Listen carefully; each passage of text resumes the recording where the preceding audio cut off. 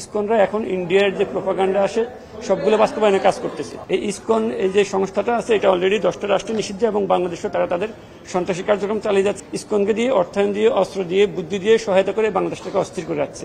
ইন্ডিয়ার যে প্রোপাগান্ডা ছিল সেগুলো বাস্তবায়ন করা। তারা চাচ্ছে এই দেশে যদি হায়দ্রাবাদ অথবা সিকিমের মতো যদি একটা রাষ্ট্র তারা প্রতিষ্ঠা করতে পারে, এই দেশে যদি দাঙ্গা লাগাতে পারে, তাহলে তারা খুব সহজে বাংলাদেশটাকে দখল করে নিতে পারবে। ইসকনরা সরাসরি কোর্টের আদেশে হস্তক্ষেপ করছে এবং আমাদের একজন লান্ডেড ব্রাদারকে হত্যা করছে। ইসকন নিষিদ্ধ এখন এটা একটা সময়ের দাবি, কারণ তারা তো গতকালকে যে আমাদের পরশুদিন আমাদের যে লান্ডেড ব্রাদারকে হত্যা করা হয়েছে, তারা প্রথমে আদালত অবমাননা করে চিন্ময় দাসের গায়ে আটকে দিয়েছে। এরপর ইন্ডিয়ান পররাষ্ট্র মন্ত্রণালয় যখন বিবৃতি দিল যে চিন্ময় দাসকে মুক্তি দেওয়া হোক, তখন তারা অ্যাগ্রেসিভ হয়ে গিয়ে আমাদের এই আইনজীবীকে হত্যা করে। অর্থাৎ ইসকনরা এখন ইন্ডিয়ার যে প্রোপাগান্ডা আসে সবগুলো বাস্তবায়নে কাজ করতেছে।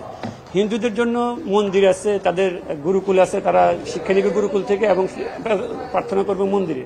এই ইসকন এই যে সংস্থাটা আছে এটা অলরেডি 10টা রাষ্ট্রে নিষিদ্ধ এবং বাংলাদেশও তারা তাদের সন্ত্রাসী কার্যক্রম চালিয়ে যাচ্ছে এবং সেটা এখন অলরেডি আপনাদের সামনে প্রমাণিত।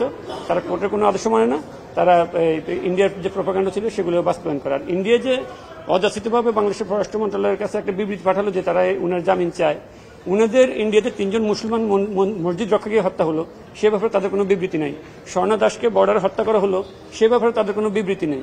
বাংলাদেশের নিপুণ রায়কে পুলিশ পিটিয়ে মাথা ফাটিয়ে দিল, গয়েশ্বরচন্দ্র রায়কে জেলে নিল, আমাদের নিতাই কুমার রায় গার্নেট সিনিয়র উনাদেরকে জেলে নিল, তখন তাদের কোনো বিবৃতি নেই। কিন্তু ইসকনের ব্যাপারে উনাদের একমাত্র ইন্টারেস্ট হওয়ার কারণ হলো তারা তাদের প্রত্যেকটা প্রোপাগান্ডা ইসকনকে দিয়ে অর্থায়ন দিয়ে অস্ত্র দিয়ে বুদ্ধি দিয়ে সহায়তা করে বাংলাদেশটাকে অস্থির করে রাখছে।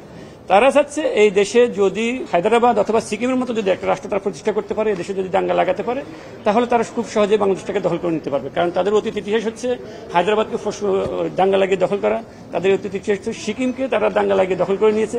এখন তারা ইসকনের মাধ্যমে সন্ত্রাসী কার্যক্রমের মাধ্যমে বাংলাদেশে যদি দাঙ্গা লাগাতে পারে, তাহলে তারা বাংলাদেশটাকে খুব সহজে দখল করে নিতে পারবে।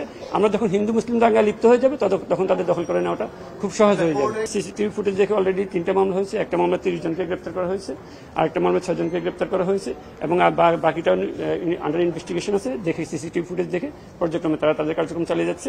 মোট 30 জন আর 3 জন, টোটাল 33 জনকে গ্রেপ্তার করা হয়েছে।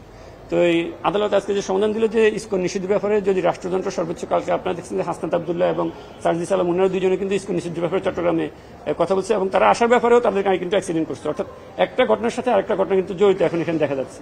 অর্থাৎ ইসকনের মূল উদ্দেশ্য হচ্ছে আমাদের রাষ্ট্রটাকে অস্থির করে রাখা। এখন আমিও যেভাবে কথা বলতেছি বিকেল পর্যন্ত আমিও নিরাপদ থাকবো না, এটাও কিন্তু আসলে এখন বাবার সময় হয়ে গেছে। কোর্ট খুব সুন্দর সমাধান দিয়েছে এবং কোর্টের আদালতের আদেশে আমরা খুবই সন্তুষ্ট। কোর্ট বলছে যে যেহেতু রাষ্ট্রযন্ত্র এখানে সর্বোচ্চ চেষ্টা দিয়ে তাদের আইনশৃঙ্খলা পরিস্থিতি নিয়ন্ত্রণে রাখছে, এটা আসলে ধন্যবাদ পাওয়ার যোগ্য। এবং যেহেতু রাষ্ট্রযন্ত্র দেখতেছে, সংবিধানের কথা বলছি, সংবিধান রক্ষার জন্য যে আমাদের সকলের দায়িত্ব, যে আমরা জনগণ থেকে কোর্ট থেকে আইনজীবী থেকে সকলের দায়িত্ব, সেই সাংবিধানিক দায়িত্ব রাষ্ট্রযন্ত্র খুব ভালোভাবে দায়িত্ব পালন করতেছে। কোর্টের সাথে স্যাটিসফাইড।